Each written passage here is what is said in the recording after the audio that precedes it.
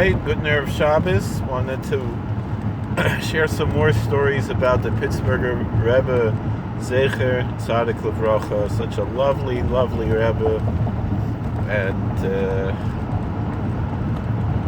mamish a tremendous loss for Klal Yisrael. Someone who really cared about the Klal Yisrael, and it's just a tremendous, tremendous loss. Particularly at such a young age. So,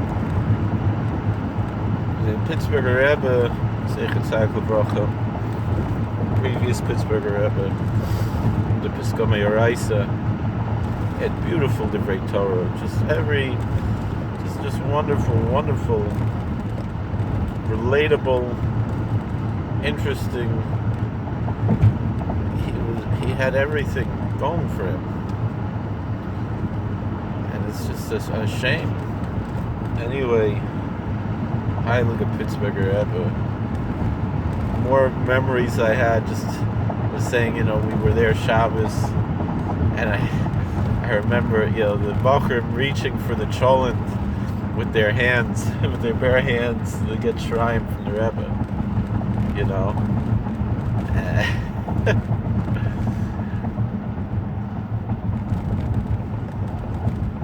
But just some more of the memories that I have. So I remember once he came, like I said, he came to Queens. So I remember the Divrei Torah both at the little tish in someone's house, and also at the when he came to our yeshiva. I managed to arrange that he could come speak at the yeshiva.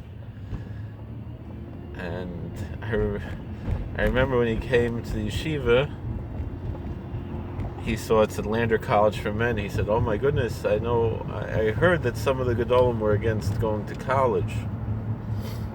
He said in a very polite way, a very refined way. So I said, "No, but this is a college Altaras HaKodesh. All of the everything from that that's taught in the college has to be approved by the Rosh Yeshiva.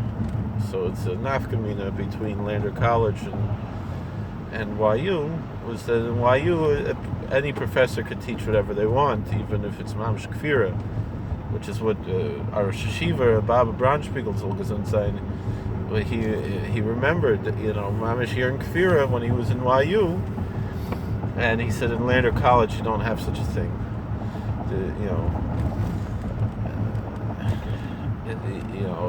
If in YU, if Rav Willig, such a sweet person, Rav Willig, or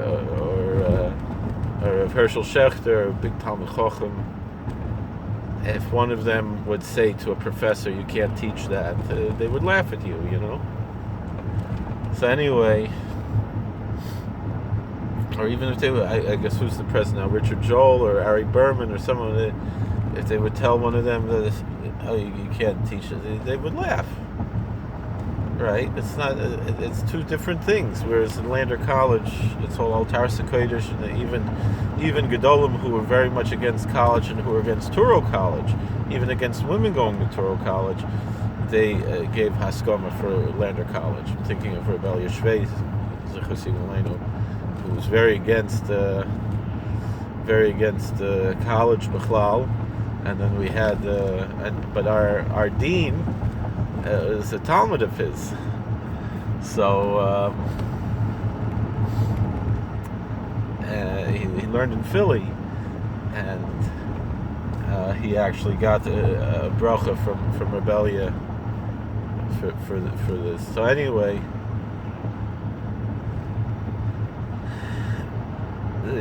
To go back to what we're talking about, the Pittsburgher Rebbe, so he comes into the yeshiva, and we explain also the nafkamina between Lander College and YU. Because YU is Torah Umada, and Lander College is Torah Parnasa. he chapped that. It was around Parshas Vayechi. And he said, the Rebbe said, I have a short clip of it, but I don't know if someone has a recording somewhere. There was a picture in the Hamadiyah of the Rosh Shiva with Zol Gesund Sein, the Model Chaim Tovim with the Rebbe, Zechron Avracha. And they put in the Hamadiyah, and then some of the other Kol Olam Kuloi and other. So anyway, I took the picture. I was very proud of it. As a bacher, I used to take pictures and put in the Hamadiyah, Altzingerman also. So anyway, and I used to always try to get into the pictures and find myself in the Kol Kuloi or something. So anyway, so the Rebbe said from Parshas Vayechi, from the Chassam Sofer, that it's a question: why is the bracha for Zvulun come in Parshas Vayechi come before the bracha for Yisachar? Why does the blessing, the patriarchal blessing that Jacob bestowed upon Zebulun, come before the blessing that he bestowed upon Issachar? And it's in the end of the book of Genesis. I guess Genesis 49. And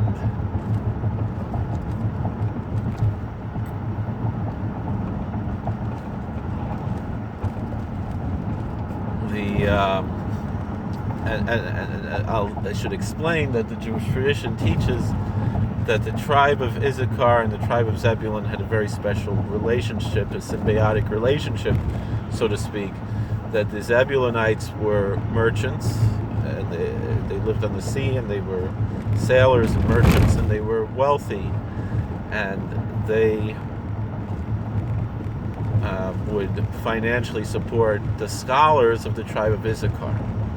And so it was a symbiotic relationship that to this day we speak of in Jewish circles, of the Yisachar Zvulun relationship, that a wealthy business person, let's say, will pay for a scholar to sit and learn, to have freedom to sit and learn without having to work, and they would, and so the reward for the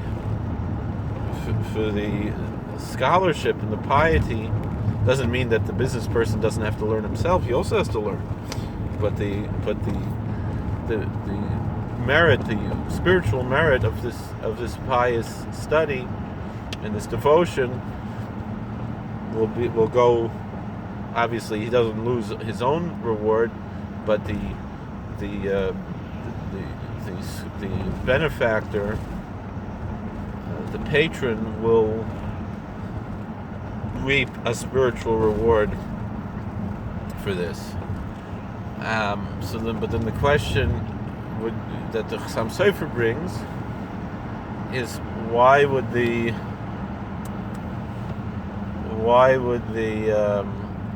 blessing to the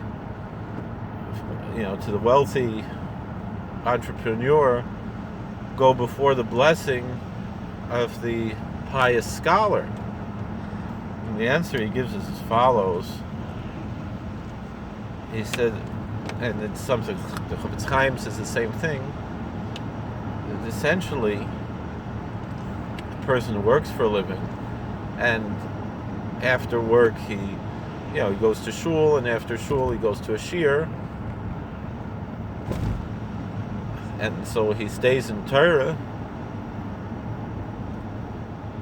He will he is considered as if he spent a whole day learning Torah, as opposed to the person who's spending the whole day learning Torah. Are they really learning Torah the whole time? Right? That's what the Chofetz Chaim says. I'm sorry. The Chassam Sofer says like this. No.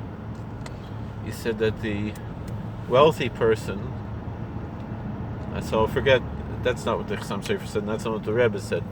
The Chassam Sofer says like this. Person, Ish Lefi Mahalaloi. it says, Korla Barzel, that what do you call it? There's a crucible that tests out metals to purify them and to see how pure they are, right? And the Ish Lefi Mahalaloi is a pasuk in Mishlei. A person is judged by his praise. By what does he praise? And so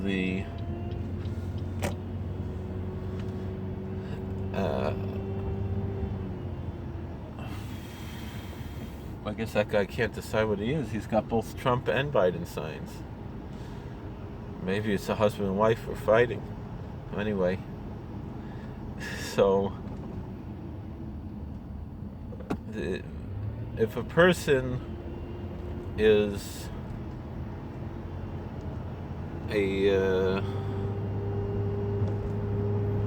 if a person works for a living and he has all kinds of material luxuries, and who is he jealous of? The Talmud Chacham who can sit and learn.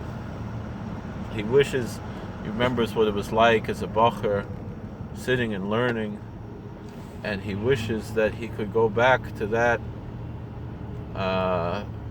when he was sitting and learning all day, right? And then the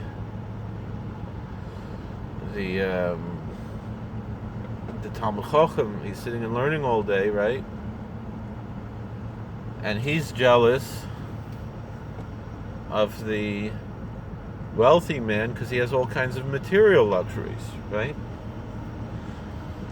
And so who is really on a higher madrega? Who is more spiritually refined? Obviously, the one who is jealous of the things that are spiritual is on a higher spiritual level than the one who has great spirituality and is jealous of the one who is materially blessed. And so therefore, he's saying, talking to Bochrim who are planning to go and be Balabatim and not stay in Koilel their whole life. Even if they're going to be rabbis, they're going to be working as rabbis, right? These men are going to be on a higher level because they understand the beauty of Torah, and they're jealous of the people who do get to sit and learn all day. And so I remember Rabbi Shmulevich, so goes inside, he said, because they were talking something team positive. People have to start having a positive attitude, and they started something in the yeshiva called Team Positive. And he said the Pittsburgher Rebbe is Team Positive personified, because he gave us so much chizik to say how beautiful our holy endeavors are.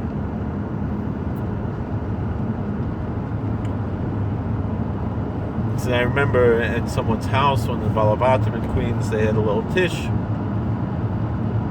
and when Shoivavim was just about to start, because Parshas Vayechi, so just before Parshas Shmois, and the Rebbe explained Shoivavim means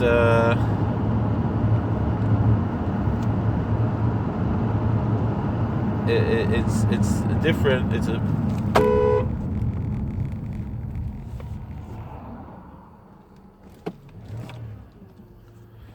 Shoivavim.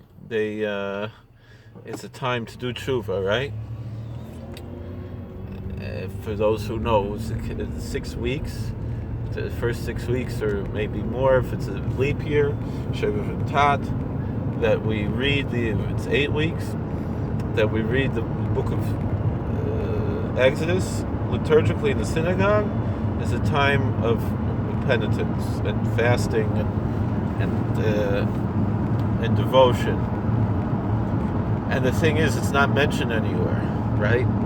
Until you get to the Achronim, you don't have such an inyan of Shoivavim, right? It's not in Chazal, and it's maybe 1 or 2 places in the Rishonim, and it's the whole inyan is really only discussed really in the Achronim, and mostly by the Mekabalim, but not exclusively, but it was something that was observed in Ashkenaz at one time in history. It's not just a Chassidish Shemaisa, you know. So anyway, Kimsu of Shoivavim. So the Rebbe explained that Shoivavim, he said, look at it this way.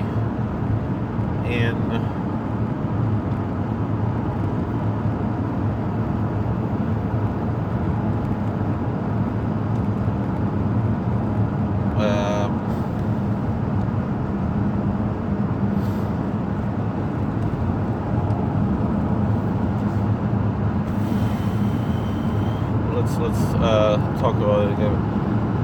Let's talk about in certain stores. I remember I never really saw such a thing, but I think I remember an episode of Seinfeld. They said something about an unadvertised sale, right? So an unadvertised sale, you can chaperine things that you wouldn't get, like, Black Friday, right? People are beating each other up, and you're not going to get, whatever it is you want to buy because it's packed, right? Everybody's going there, right? Everybody knows about it. But unadvertised sale, you could be marviach a lot more. You could be a lot more successful in whatever you want to buy at an unadvertised sale. So the Rebbe said that Rosh Hashanah Yom Kippur is like Black Friday. Everybody knows Rosh Hashanah Yom Kippur, right? But Shoivavim, nobody knows about. So you can accomplish a lot more in Shoivavim than you can in Rosh Hashanah Yom Kippur. Remember he said that. And they sang L'Mikdash Echtuv, which is a very beautiful Pittsburgher Niggin. L'Mikdashayich tev Eile kodesh kebevetshin Sadiva yava bebechtin Richen v'nafshin Richen v'nafshin V'yezamrin lach Shirin v'rachshin B'yerishulayim Karto d'shifrayo Karto d'shifrayo Karibayin olam Ve'omayo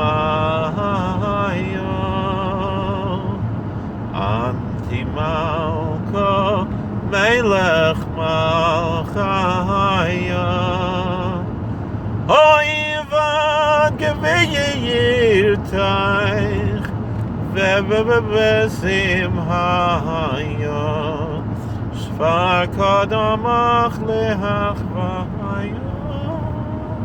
I don't sing so well, but the Rebbe sang beautifully. And then he said there's another tune. He said, I think you all know.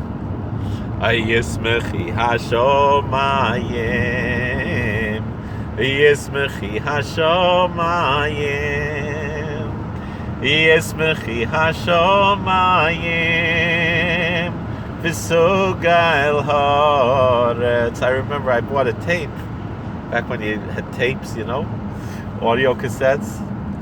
And it was Pittsburgher Nigunim, and it had that tune, Yismechi Hashemayim, and I was like, wait a second, that's a Weltsniggin, that's like a modern, Reform and Conservative tune. There's a Pittsburgher Niggin. So the Rebbe told us the story of Yismechi Hashemayim. His grandfather composed that Niggin from the words of the Psalms, and he explained. And I've told this story a million times, but now I can be honest with the story because when I was a rabbi I've told this story probably every job interview, probe I had, especially for the conservative shul or something. And I was, for 1 year as a rabbi, I was somewhat like conservative, non-orthodox shul, we'll say. And although it was sometimes orthodox, it depended on the crowd that was there. I remember David Weprin came once Shabbos. We had a Shabbos. I remember Shalosh Shudas with David Weprin, the councilman. So anyway, who I don't like politically, but he's a nice guy. So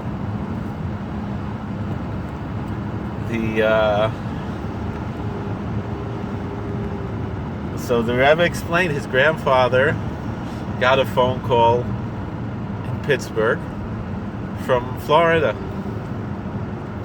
and the man was calling very upset. He said his daughter was going to marry out of the religion. Now, when I was a rabbi in Rock Hill, I had to say his daughter was going to give up Judaism. Why? Because I couldn't say she was going to marry out, because so many of the people there were intermarried. So I couldn't offend them. So I had to say she was going to give up her religion, which is true. But I had to edit the story a little bit, right? So his daughter was going to intermarry, and the guy didn't want to convert, right? And Mistama, she was probably going to give up Yiddishkeit, especially in those days, whatever was the 20s, the 30s, So the Rebbe said, I'll daven for you. This was the first Pittsburgher Rebbe, the Tzidkas Yosef. So then this man said, no, Rebbe, that's not good enough. I want you to talk to her. He's like, okay, put her on the phone. No. Come here to Florida and talk to her and convince her not to intermarry. So in those days, it wasn't like you could just get on a plane and go to Miami. He had to take a train. And so you can imagine, the Chassidish Rebbe gets on the train, travels all the way from Pittsburgh to Florida. He gets there, and just to talk to this one girl, to convince her not to intermarry. And he was successful. He did it. And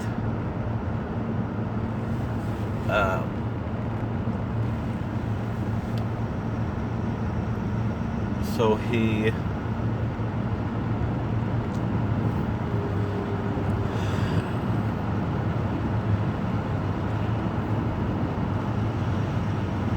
did it, and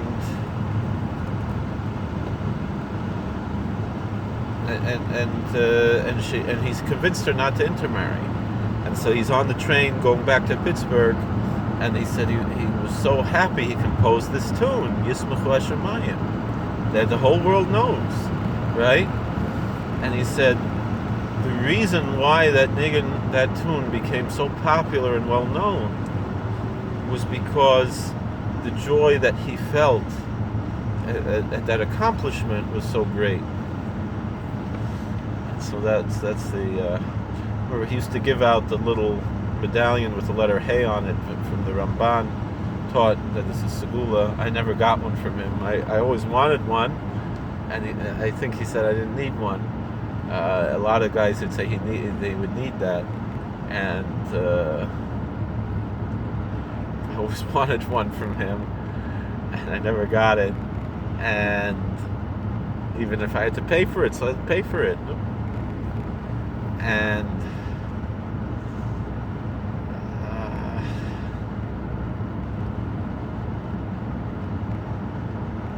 so then I remember one Shabbos in Borough Park was there, and I remember he was a mechutin to the Sklener Rebbe, Zechus Yigalenu, the Heilige Sklener Rebbe. So I remember going in, following him when he went to visit the Sklener Rebbe at one time, and listening to him talking, and they said,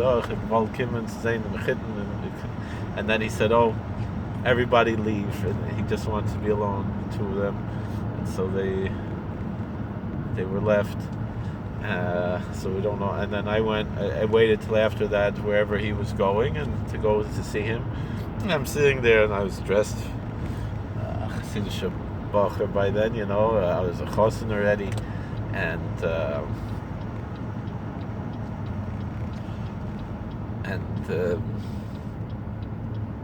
I'm sitting there, I'm speaking in Yiddish, and we're talking for a few minutes, and he looks up, he's like, "Oh, it's you. Let's speak English." I don't know if it was because I was struggling with the Yiddish, and he gave me a bracha, and had my wife's name on there, the Kala, and my wife said she went to see him before she was Megayer. My wife's a Gioris, and she asked for a bracha. I don't remember if it was the Pittsburgher or my Rebbe, Zal Gesund Sein, Pittsburgher Rebbe,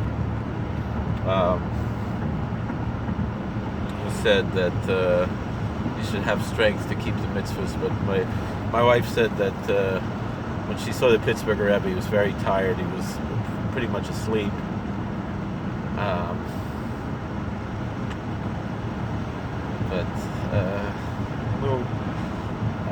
I remember one time I went to the mikveh. The Pittsburgher Rebbe, my Rebbe, the Pittsburgher Rebbe, was in Woodmere Shabbos, so we were there, Woodmere Shabbos, and I went to the mikveh by Rabbi Spiegel, the Ostrov Kalashina Rebbe, was mechutin to the Pittsburgher Rebbe, and Rabbi Spiegel. So we went to the mikveh. So we passed by the Pittsburgher Rebbe on the way. On the way there, he was coming back from the mikveh. So before Rabbi Weinberger built his own mikveh, and before Eish Kodesh built their own mikveh, and then we could see the Pittsburgher Rebbe leaving. They were going to Sheva Brachas or something, and Mishpacha there, Rabbi Spiegel, and I was talking to Rabbi Weinberger, and he said, "Stay here, don't go to Pittsburgher Rebbe, stay here with the Pittsburgher Rebbe." And I'm happy I did, and I'm happy we still have our Rebbe, the Pittsburgher Rebbe. I hope he's well. I saw this week he only put out one Var Torah, so I just hope he's well. And I was in Williamsburg the other day. I should have gone to see him, but I knew it was. Don't want to bother him, So, Eibishter will help, and we shouldn't have any more losses. Mamish, we need to keep all of our tzaddikim bis Mashiach would come and Mashiach darshan kimmen. It's too much already. We lost the Sadiger Rebbe, we lost the Pittsburgher Rebbe, we lost the Novominsker Rebbe, we lost our neighbor here, Tzlos Yankov Rebbe. It's too much already. We can't be losing these tzaddikim anymore. We have to do tshuva. I have to do tshuva for sure, because I've been a chayta machtes arabim this whole past few weeks. But Eibishter will helfen. I want to be strong now. I want to mamish do tshuva. I'm going to come to Bahab, but even before Bahab, Chivatin. Let's hope that this mikveh is open, so I don't have to drive all the way to Swan Lake. So please like, share, and subscribe, comment, and we'll see you later.